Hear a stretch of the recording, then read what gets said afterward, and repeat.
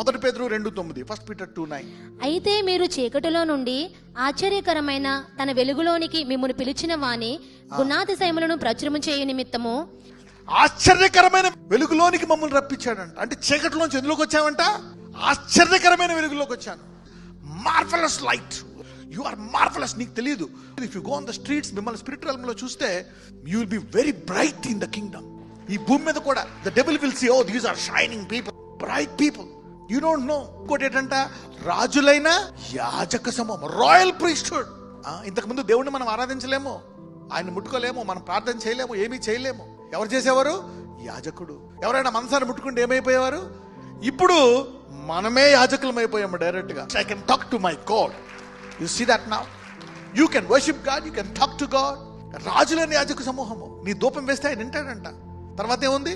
పరిశుద్ధ జనమును. You are holy man. Somebody say I am Holi.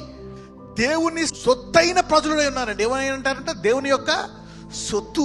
We are God's people. ఈ వాక్యం తర్వాత చాలా మందికి అనేక ఆటంకాలు పోతాయి.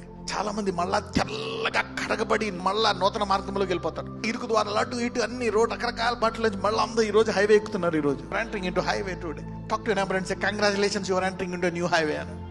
Repentance can wash you, make you clean and put you in the highway.